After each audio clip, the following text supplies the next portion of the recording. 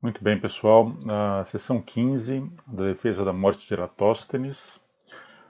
Vamos fazer aqui a sessão. Agora eu apareço para vocês. Aí estou eu. E como de costume, vamos ler a sessão 14, ok? Epeide en pros hemeran, hekene keine kaitentiran anneoixen. Eromeno de muti haitirei nictor psofoien, efas que ton lychnon apus bestenai, ton paraton toipaidioi, eita ecton geitonon enapsastai. Esse opon ego, caitauta hutus echen regumen. Edoxedemoi, o Andres, to prosopon epsimitiostai, tu adelfut et neotos hupotriacont hemeras. Homos dut hutos udeneipon, peri tu pragmatus exelton oichomen exociopei. Ok? Seção 14. Vamos lá para a seção 15. Metadetauta, ó Andres, chronometaxi diagnomeno, caemu poli apolelemeno, ton emautucacon, prosergetai moitis presbitis anthropos, hypognaikos, hypopenphteisa, hen ekeinos emoicheuen, hos ego hysteron equon,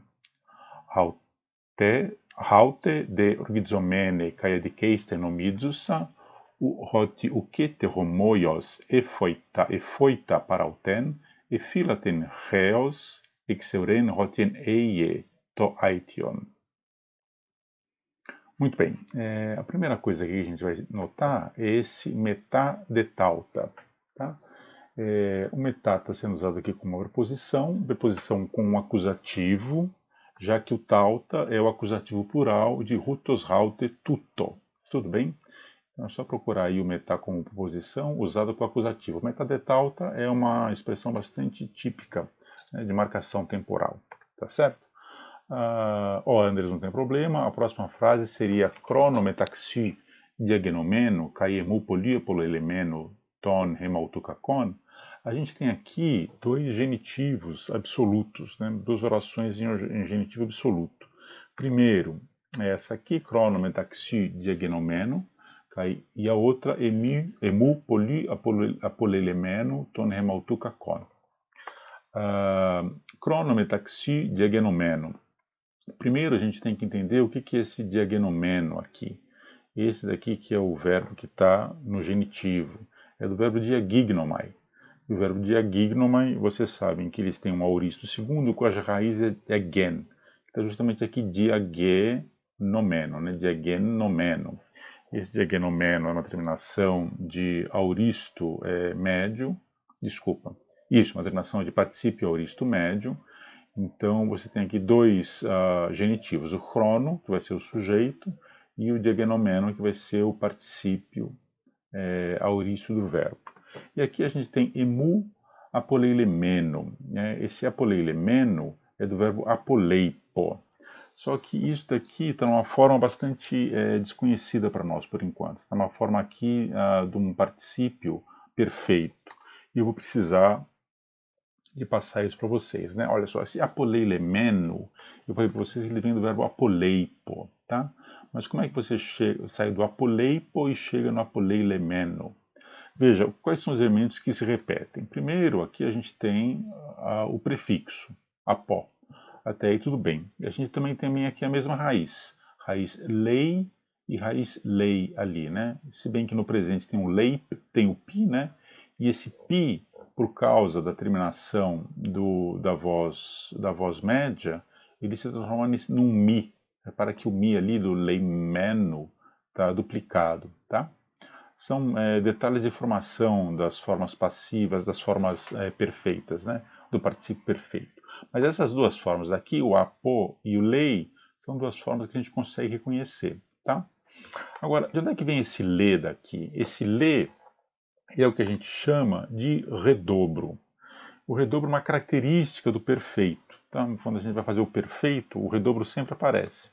E o que é? O redobro é a duplicação da consoante inicial do tema. O tema é a lei, tá certo? Lei.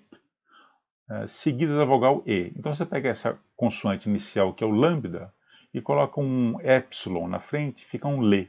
E esse redobro, ele é adicionado à raiz do verbo. Então, por exemplo, aqui do verbo lio, qual que é a forma do perfeito, né?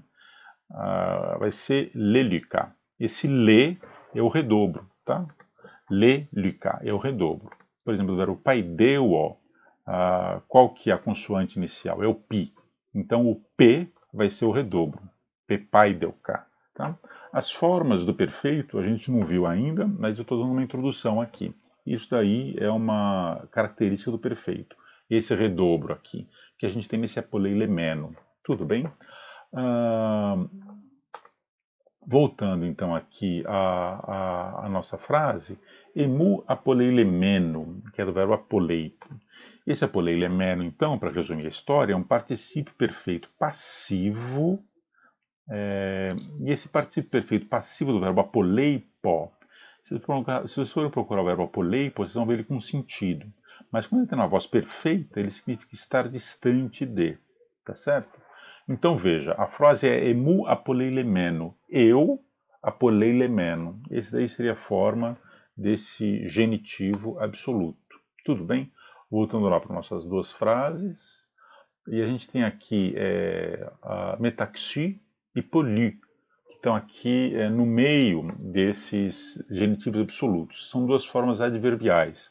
Procurei no dicionário aí, esse metaxi é bastante tranquilo. Agora o pollu, ele é um neutro, tá certo? Da forma pollus, polé, pollu. E ele está sendo usado aqui de forma adverbial.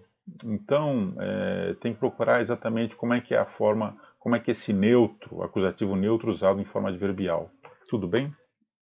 Só uma coisa antes de seguir em frente aqui, tá? Esse ton hemaltucacon vai ser exatamente, voltando aqui, né? Esse apoleilemeno, que é o particípio perfeito passivo, estar distante de, aquilo do que você está distante, você vai construir no genitivo, que é justamente esse genitivo aqui, ton e maltuca con. Tudo bem? Deixa eu seguir onde é que eu estava. Assim, a próxima frase seria assim: prosercheta moitis presbitis anthropos. Veja, aqui não tem grandes dificuldades de tradução. Eu só queria chamar a atenção para vocês que esse anthropos aqui está sendo usado na forma feminina. Seria re-anthropos aqui, tá? A gente está sempre acostumado com ro-anthropos, né? O homem. Mas anthropos também pode ser uma forma feminina. Re-anthropos, tá certo? Aqui, hipognaikos, hipopemfteisa, ren ekeinos e moicheuen. Essa frase daqui, eu vou primeiro analisar essa primeira parte, hipognaikos, hipopemfteisa. Isso daqui lembra uma forma que apareceu para a gente logo no início, que foi na seção 8. Aqui, olha só. Hipó, tutu tu antropo ofteisa, tá? Hipó, tutu tu antropo ofteisa. Veja, lá na seção 15, a gente tem hipognaikos, hipopemfteisa.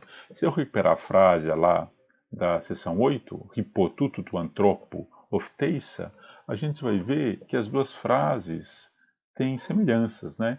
Hipognaikos, hipopemfteisa, né? Essa forma daqui, tanto o ofteisa quanto o hipopemfteisa, são duas formas do particípio aoristo passivo, tá? Ofteisa e hipopemfteisa. Ofteisa, você se lembra que a gente traduziu como tendo sido vista, não é? Sido vista, né? Ser vista é uma forma passiva, e tá aqui é um particípio aoristo passivo. As duas formas, tá? Que está aqui no nominativo feminino singular. E o hipopemfteisa é o particípio aoristo passivo do verbo hipopempo. Hipopempo é o hipó, mas pempo significa enviar. Tudo bem?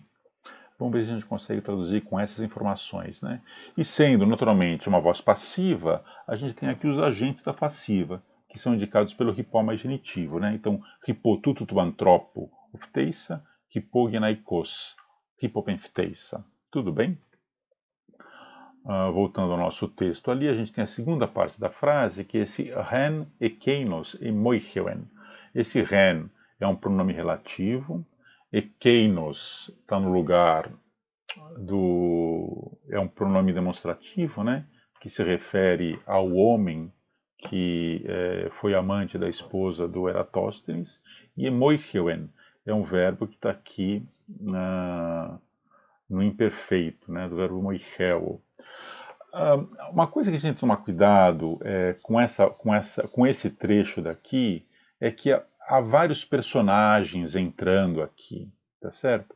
Não é muito claro, à primeira vista, qual pronome se refere a qual personagem, tá? Então, por exemplo, assim, hipognaikos, quem que é essa gnaikos, tá certo? Que é o agente da passiva do verbo hipopenfteissa. Não é a esposa do Eufílito, tá? Eu já adianto para vocês, né? Hipognaikos hipopenfteissa, essa gnaikos, ela vai ser especificada justamente pela entrada do pronome relativo ren. Hipognaikos, ren ekeinos e moicheuen. E ekeinos diz respeito, é justamente o amante da esposa do Eratóstenes, está certo? Desculpa, o amante da esposa do Eufílito, ou seja, o próprio Eratóstenes, né? Tá? Então, ali o pronome relativo ren, tá certo? Agora a próxima frase é ros ego hysteron equon. Aqui a gente não tem grandes dificuldades, não. Eu só queria chamar a atenção que esse hysteron está sendo usado aqui de maneira adverbial também. Também é um neutro singular, que está sendo usado aqui no acusativo, e ele tem um valor adverbial. Tudo bem? Aqui na próxima frase, né, haute de orgizomene caia de keista nomidzusa, nós temos aqui dois particípios, orgizomene, que é do verbo orgizomai, e o nomidzusa, que é do verbo nomidzo. E completando o sentido de nomidzusa, a gente tem aqui o adikeistai, que é do verbo adikeo. Agora, esse adikeistai aqui, a gente tem que entender ele como uma forma passiva também, tá? Então, nomidzusa adikeistai. Tudo bem? Esta aqui é uma forma passiva. Tudo, tá? Outra forma verbal aqui é esse foita, que é do verbo foital. Tem um aumento aí, e como é o verbo contrato em alfa, a gente tem uma terminação de imperfeito que é um tanto quanto estranha. Então, para a gente não se perder muito no reconhecimento desse verbo, eu já dou aqui que é o verbo foital. Agora, essa última frase aqui, olha só. Ephilaten reos exeuren hoti eie to aition. Reus exeuren, desculpa, eu pronunciei errado, né? Reus exeuren. Hotiei to aition.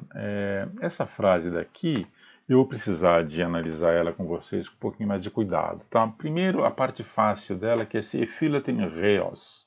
Esse ephilaten é do verbo filato, na forma ática ele é filato, né? Nas outras formas, nos outros dialetos ele seria filasso, né?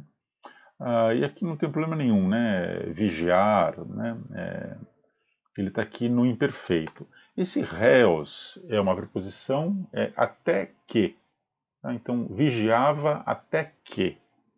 Essa daí na parte difícil, né? A parte mais complicada é esse exeuren, hoti eieto aition, tá? Primeiro, vamos ver aqui que esse exeuren é do verbo exeurisco. Se a gente separar aqui a preposição, né, desculpa, o prefixo do verbo seria ex reuren, ex reurisco. E euren é a forma aurista do reurisco, né? Reuron. Eurisco é descobrir. Tá? Quando você fala eureka, eureka, né? Se lembra que o Arquimedes saiu do banho dizendo eureka, eureka, eu descobri, eu descobri. Então, reurisco descobrir reuron é a forma do auristo segundo de reurisco. Então, hexeuren é a terceira pessoa do singular desse exeurisco. Tá? Agora, o que me interessa aqui é esse hoti eie to aition. Esse daqui, veja que você tem o eie. Eie é um optativo do verbo eimi, mas é um optativo sem an. Então, isso daqui é hoti eie to aition, seria uma oração em sequência secundária. Vamos lembrar que a gente viu na seção 14 já as sequências secundárias, né? E o que caracteriza a sequência secundária? Caracteriza o verbo principal em tempo secundário, imperfeito ou auristo. Aqui eu tenho que me corrigir, porque na seção 14, num trechozinho lá, eu falei verbo principal em tempo secundário, eu falei optativo ou auristo. Me enganei completamente, né? É o verbo principal em tempo secundário tem que ser imperfeito ou auristo. Eu vou ver se já corrijo já lá na lição 14. Tudo bem? Vou ver se eu consigo apagar aquele trecho lá. E uma segunda característica da sequência secundária é que você tem um optativo sem an na subordinada. Eie é o optativo de emi. Então você tem aqui uma sequência secundária, tá certo? Então, exeuren hoti eie to aition. Hoti seria, introduz uma pergunta indireta, né? Exeurin hot ei. Esse ro é um pronome relativo, mas não procurem ele como pronome relativo, né? Não considerem ele como pronome relativo. Ele está junto do ti aqui, hot ei toi aiton, né? Como assim? Como se fosse, por exemplo, eu descobri qual foi a causa da minha tristeza, por exemplo, tá? Então esse hot tem esse mesmo sentido. Tá aí a seção 15 inteira, tá? A nossa frase final é Ephilaten reos exeuren hot eie to aitium. Tudo bem? Aqui tem a seção 15 inteira. E é isso então, né? Muito obrigado.